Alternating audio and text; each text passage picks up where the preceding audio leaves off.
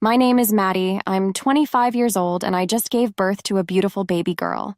Although I'm grateful and extremely blessed to be in this position, there was a point in time throughout my pregnancy that was very difficult to endure. Let me tell you about the tumultuous relationship I had with my mother-in-law, Octavia. It seemed like every interaction between us was filled with tension and hostility. The situation only worsened when my husband, Kieran, had to work abroad for a few months, leaving me alone to deal with Octavia's constant presence. At this time, I was 6 months pregnant, and I was particularly hormonal. I was emotional and cranky. In other words, this was the worst possible time for Kieran to not be home with me. But alas, he had to leave for a couple of months on a business excursion. "It's only going to be 2 months. I'll be back in time for the birth, babe. Don't worry," Kieran assured me. But I couldn't shake off my concerns. "But I'll miss you," I replied. "I know, baby, but I promise you everything will be fine," he reassured me. "But I'll be emotional and hungry and cranky, and you need to be here to help me," I protested. "I know, my love. I'm so sorry. I'll do my best to get back to you as soon as possible, okay?" Kieran promised. "Okay," I sighed reluctantly. "And I'm also going to tell my mom to come and live in the house so that she can take care of you," Kieran added. "What? Why?" I asked, puzzled. "Well, because I want to make sure you're okay," he explained. "But why didn't you ask Stacy Dooley or any of my other friends to stay over instead?" I questioned. "Because none of them have had kids yet. I asked my mom to come over because she's been down this road before many times. She'll be able to put you at ease," Kieran reasoned. "Fine, whatever. But you know I won't like it. That lady hates me," I grumbled. "She doesn't hate you. You just don't see eye to eye on many things. And you think it's a good idea to leave me in her care?" I retorted. "I know she's going to take good care of you, babe, because she cares about you. Even if you don't agree with each other, even though you might not like each other, she certainly loves you," Kieran assured me. "Fine. Okay, whatever. Just hurry up and come home, okay?" I relented. "Yes, ma'am," Kieran replied. Not long afterward, Kieran left for the airport, leaving me behind with my mother-in-law, Octavia. As I mentioned previously, our relationship wasn't the greatest, but I trusted my husband's judgment, which turned out to be a big mistake that almost cost me and my baby's life. A couple of hours after Kieran left for the airport, Octavia arrived at my home. When she saw me, instead of greeting me or saying anything else, she said, "My goodness, you look like a whale." "Thanks, just the perks of being pregnant, I guess," I replied sarcastically. "Oh no, honey, absolutely not. This is not the way you should be looking," Octavia scolded me. "What do you mean? Being pregnant isn't an excuse to be fat," she added. I couldn't believe what I was hearing. When she said that, I had a looming feeling that her presence would cause nothing but chaos, and unfortunately, I was right. Being 6 months pregnant, I was naturally gaining weight as my body adjusted to nurturing a growing life inside me. However, Octavia simply couldn't comprehend this simple fact. I tried explaining it to her as she got inside the house and settled down, but she simply wasn't having any of that. "You kids and your lies nowadays. It seems like you think you have an answer to everything. But I'm telling you, this wouldn't be happening back in my day," Octavia ranted. "You mean to tell me that nobody back in your day wouldn't gain any pregnancy weight?" I countered. "Nope, and we'd all be working right after giving birth, too. No breaks. That isn't something to flaunt, Octavia. It sounds quite sad. I wish that you rested and got time to be with your babies in a proper way," I replied. "Nonsense. You don't need to do those things." Octavia dismissed my concerns. "Yes, you do. Studies show that spending time with your newborn leads to—" I started, but Octavia interrupted me, saying, "Oh, there you go again with your stupid stats and studies. Let me tell you something. These scientists don't know anything. They're lying to you." "Right. Anyways, I'm feeling a bit tired, so I'm gonna lie down," Octavia announced suddenly. "Darling, that's your problem right there. You need to be moving around if you want to lose that weight. It's not good for your body to just lay down all the time. You have to get up and get moving," she lectured me. "My doctor told me that." I tried to interject. but Octavia cut me off, saying, "Your doctor doesn't know anything." "Pardon? I'm just saying that perhaps he doesn't know what he's talking about." "Well, she said that it's recommended for me to rest because I have a high-risk pregnancy," I explained. "What's high risk? What does that mean?" Octavia inquired. "It means I'm susceptible to encountering problems in my pregnancy," I replied. "Uh-huh. You see, the reason for this insurgence of women with complicated pregnancies is that you ladies don't move. You keep getting fatter and fatter, which causes complications," Octavia asserted. At this point, I began to drown her out with my thoughts. This was what I would do when she was going on one of her particularly long rants. It seemed like the more you argued with her, the more she wanted to fight back, and I didn't have the energy to deal with that, especially when I was a swollen, aching, emotional mess. Octavia had a small frame herself and hadn't gained much weight during her own pregnancy with Kieran, as well as the other pregnancies she had. But every woman is different, and our bodies respond uniquely to the miraculous process that is creating new life. But unfortunately, it appeared as though Octavia didn't get the memo. I knew that the next 2 months of her living with me were going to be hell, so I geared myself for the combat. Because I didn't want to cause any problems, I just needed her to help me out whenever possible. We didn't have to have such discussions if I could help her. A couple of weeks had gone by, and things were decent in the house. I did my best to engage with her as little as possible, dismissing her attempts to preach to me about the latest health fad or trend that was circulating her conspiracy theory circles. I just wanted to have a smooth 2 months to not stress the baby.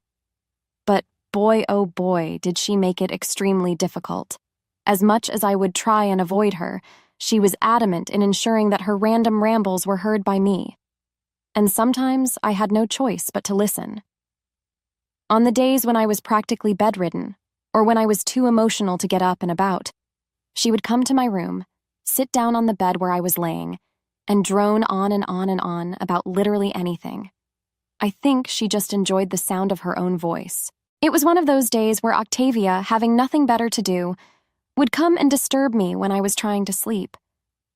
I was already feeling sick and cranky, and honestly, I just wanted to lay in bed like a little gremlin.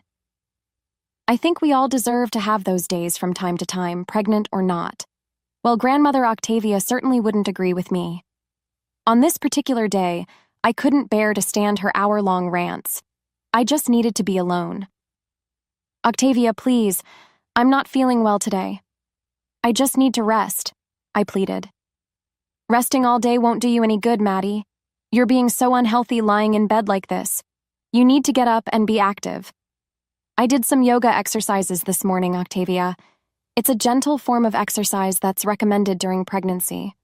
I need to listen to my body and take it easy." "Yoga? That's not enough. I don't trust those things. You need to do more. Sweat it out and burn those calories.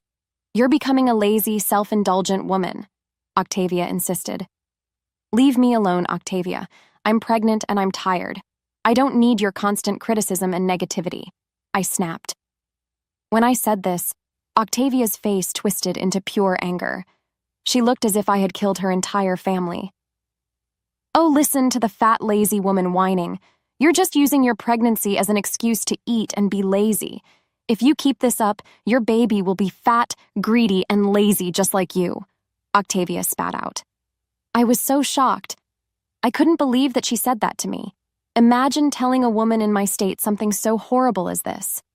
I began to stop wondering why she was always so cruel and menacing. "How can you say such horrible things to me? I'm doing my best, and all I want is some support and understanding," I pleaded. "Support? You don't deserve any support if you're going to let yourself become even more obese than you already are. You need my help, Maddie, whether you like it or not." "Stop it, Octavia. Your words are hurtful and untrue. I don't need your help if it comes with insults and negativity.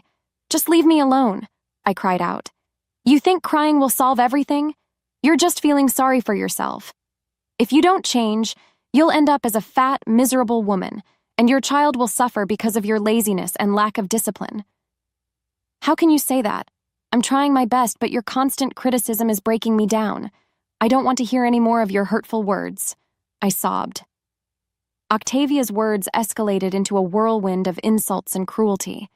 Instead of finding solace and understanding, I was bombarded with demeaning comments that attacked my self-esteem. What was worse, I couldn't even physically get up to leave the room if I wanted to. Octavia's relentless rambling about my weight and supposed laziness only fueled the fire of hatred and resentment that I had towards her. But on this particular day, I was left feeling even more defeated and vulnerable. I was worried for my baby. I didn't want to subject her to stress, especially with something so stupid as this. I began to severely miss Kieran. I longed for his support and acceptance during this transformative period of my life. But Octavia continued to belittle and degrade me, making me feel so terrible. After what felt like hours of Octavia berating me mercilessly, she left, and I was in shambles. I ended up crying myself to sleep that night. If you thought that scenario was bad, just wait until I tell you about what happened going forward. In the morning, Octavia greeted me by bringing me some breakfast to my room. Still upset from last night, I barely mumbled a thank you and began to eat. As I was eating, however, I saw that the bowl of oatmeal she gave me was quite small. The portions looked like she was feeding a toddler. I assumed that she gave me this bowl just to whet my appetite so I didn't complain then and there. But when a couple of hours had passed and she hadn't brought in any food, I concluded that she didn't want to bring me any more food. That was my only breakfast. Refusing to believe that she would be cruel enough to only feed me such a minute amount, I called her to my room. Yes, dear? Where's the rest of the food? Oh, it isn't time for lunch yet? I know that. I'm still talking about breakfast. Oh, sweetie, you already had your breakfast. That was not breakfast, Octavia, and you know it. What are you doing? Well, I just took the liberty of reducing your portion sizes. Why? How many times do I have to say it? You're fat, Maddie, and you need to lose weight. First of all, you are in my house, so I'll see to it that you lower your tone when you speak to me. Secondly, nobody told you to reduce my portion sizes. I'm starving. Please, can you get me some more food? No, absolutely not. Excuse me. You might hate me for now, but trust me, you'll thank me in the future. Octavia, listen to me very carefully. No, you're the one who needs to listen to me. Kieran put me in charge here. He did no such thing. Your job was to help me, but all you've done is cause me pain. How could you say something so rude to me after everything I've done for you? What exactly have you done for me, Octavia? What have you done for me other than making me miserable? Octavia went into one of her angry rants. She was shouting at me and calling me all sorts of hurtful things. But little did she know I just went underneath the covers, put in my AirPods, and drowned her out with some music. I wasn't going to let her evil nature tear me down, but she needed to know that she was wrong for how she was treating me. After 5 minutes or so, she yanked the blankets to reveal me not listening to her, and this sent her into an even deeper, rage-filled rant about how I'm spoiled, and that I have no respect for her, which was very true. It was official. This woman had gone crazy. Octavia's controlling behavior reached a new level of absurdity. She told me that from that day forward, she was going to restrict my food intake, essentially starving me in the name of maintaining a certain physique. She claimed that it was for the sake of my health and the well-being of the baby, but her actions reeked of cruelty and disdain. I was appalled and hurt by her blatant disregard for my physical and emotional needs during this vulnerable time, and I simply couldn't take it any longer. When Octavia left the room, I called my husband. I had been refraining from calling him and complaining about his mother because I didn't want to stress him out, but I decided that for the sake of our baby, he needed to know about his mother's misdeeds. Hey, babe. Hey, babe. Oh, my love. What's wrong? Are you watching those rom-coms again? I told you not to watch them if they make you cry this much.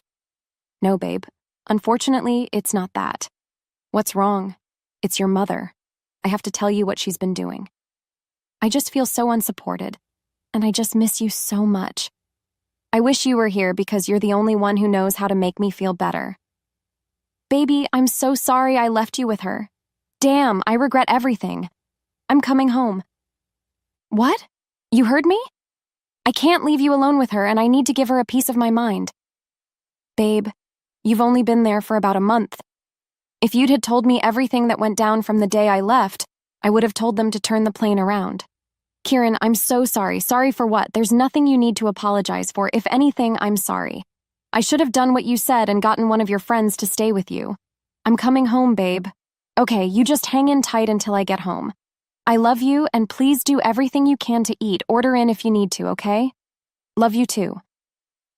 And with that, my loving husband was on his way home to me. I was elated, but I was mostly relieved to know that I wouldn't have to live with that woman any longer. I tried my best to avoid talking to Octavia when she attempted to try her lengthy and boring conversations, but I would always pretend I was fast asleep. When she went to run errands, I got up and managed to prepare a meal for myself.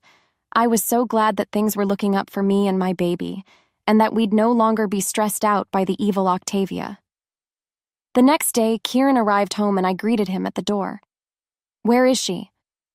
She's in the kitchen. Kieran, what are you doing at home so soon?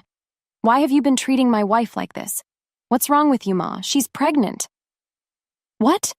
What are you talking about? You know exactly what I'm talking about. Maddie told me how you've been abusing her for the past month. Well, I haven't been abusing her, as she's trying to insinuate. I've just been giving her friendly advice. You call calling me greedy, lazy, and all those other horrid things you said friendly advice? You're sick. How dare you speak to me that way, Kieran? You're gonna let her speak to me that way? Yep. She's carrying my child. She's carrying my child. She's entitled to whatever she wants, whenever she wants it, without so much as a sigh. I made a grave mistake in trusting her in your care. Get out. What? You heard me? Get out of my house. Since you want to be so toxic, even going as far as trying to starve my pregnant wife, you don't need to be here. You don't need to be anywhere near this family. When this baby is born, you're not going to be there, Kieran. How could you? But you don't mind being... I checked the security camera footage, Mom. You said some awful things, and for that, I can never forgive you. After Octavia was kicked out of the house, her reign of control and cruelty was finally put to an end. Kieran remained steadfast in his promise to shield me from Octavia's harmful presence. He recognized the importance of creating a safe and nurturing environment for our unborn children. With his unwavering support and protection, I felt a renewed sense of hope and strength as the day of our baby's arrival approached. Octavia's desperation reached new heights. Ignoring our clear boundaries, she attempted to barge into the delivery room uninvited. But Kieran stood tall, fiercely defending our space and ensuring our peace of mind. He swiftly caused security to remove her from the premises, allowing us to focus on the precious and transformative moments of welcoming our little girl into the world. Since their birth, Octavia has persistently tried to reach out to us, desperately trying to regain a foothold in our lives. However, we have chosen to maintain our distance, recognizing the harm she brings and prioritizing the well-being of our family. The joy and relief I felt as I held our healthy baby in my arms were immeasurable. I was overwhelmed with gratitude for Kieran, my pillar of strength and unwavering support. Together, we created a loving and nurturing environment where our young family could flourish. As I looked into the innocent eyes of our baby girl, I vowed to protect her fiercely, just as Kieran had protected me. The toxicity that Octavia had imposed on our lives was now a distant memory, replaced by the joy and love that radiated within our home. With each passing day, we embraced the beauty of parenthood, cherishing the precious moments and celebrating the milestones of our little one's life. Our bond as a family grew stronger, and our home was filled with warmth, laughter, and endless possibilities. The journey had not been easy, but we had emerged stronger and more united. Octavia's presence served as a reminder of the strength we possessed, the love we shared, and the unbreakable bond that held us together. In the end, we chose to surround ourselves only with positivity, love, and those who truly uplifted us. Our focus remained on nurturing our child, creating a safe and nurturing environment, and embracing the joy and wonder that parenthood brought. I felt blessed to have Kieran by my side, supporting and protecting us through every twist and turn. Together, we embarked on this beautiful journey, ready to embrace all the adventures and joys that lay ahead.